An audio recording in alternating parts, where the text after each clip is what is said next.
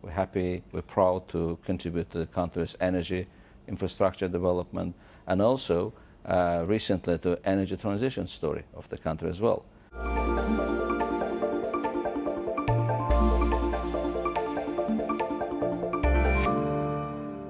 Hello everybody, and a warm welcome back to another episode of Energy Frontiers, brought to you from Baku.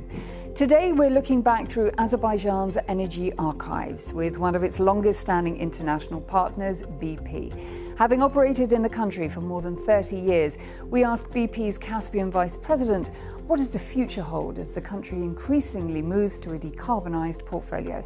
But first, here's a quick look of how it all began for BP. BP first opened for business in Baku in 1992.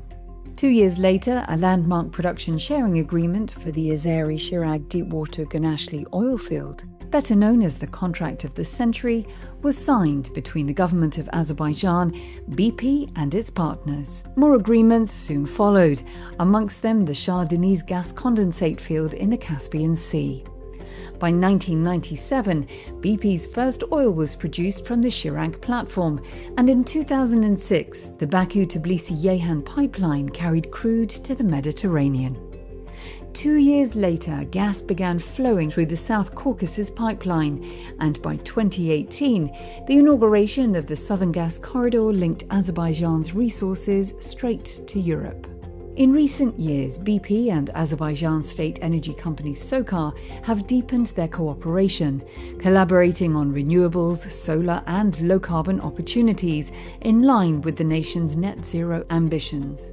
And with decades of partnership and progress behind them, BP is keen to have a legacy that reaches beyond upstream and extends to uplifting communities across Azerbaijan. Dr. Bakhtiyar, it's wonderful to see you. Thank you so much for talking to me today. Thank you very much for inviting. BP was one of the main architects of the contract of the century. And of course, you're still the largest foreign investor in Azerbaijan today. You have an amazing 30-year history so far with the country. But as it looks towards the energy transition, how do you see the next 30 years? Let me first start with the fact that the true architect of the contract of the century is Azerbaijan itself. And to be more precise, the national leader, Heydar Aliyev. That was his leadership vision that created all the following processes and everything, all the biggest achievements, all the big milestones that we achieved together. It's just the result of his foresight politics. And one of the first companies who came to Azerbaijan right after the restoration of the independence, early in 1992.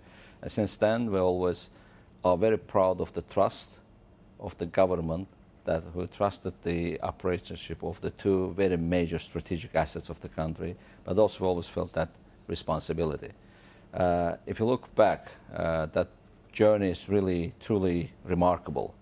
The numbers tell the powerful stories. It's about 4.5 billion barrels of ACG oil, 257 billion cubic meters of Shah Deniz gas. It's about more than 6,000 tankers from Ceyhan to the world markets. It's basically the energy that the world needed. We're happy to supply from the Caspian. In addition to hydrocarbon projects that we jointly developed with the government, with SOCAR, with other partners, we're really proud of our new solar energy project in the region. You referenced the Shafag solar project. Let me ask you about that, because it's the first large-scale renewable project that BP has had here in Azerbaijan. You've called it world-class, but if we look around the world, similar projects of its kind are stalling or even being delayed, facing off-take bottlenecks or financing challenges. What guarantees do you have that this flagship project will go to plan? We're jointly developing the Shafag project, and the virtual power transfer project is basically about developing 240 megawatt of the solar energy in Jabrail region, and then handing over that energy to national grid, and then getting about the same equivalent of the electricity in Sangachal terminal to electrify Sangachal terminals. If you also think about that cycle, the Hydro Energy Company, part of the revenues generated from hydrocarbon business invested into the solar farm, and the solar electricity generated in that farm redirected to the electrification of the Sangachal terminal, which in turn decreases the emission by 50% over the future life. At the peak of the project, we'll have about 400 jobs on the site. And for future, we believe that this model itself could be a great model to use for other projects as well. BP's ongoing upstream exploration and production side of things is no secret here in the Caspian blocks. But how does that marry, how does that sit with Azerbaijan's decarbonisation strategy and you as a green growth partner going forward? That's a great question. This is exactly what our strategy is all about. We continue operating the mature fields like ACG under the contract of the century and Shah Deniz. But at the same time, we are talking to the government, to the Minister of Energy, to SOCAR and other parts of the government about the new projects.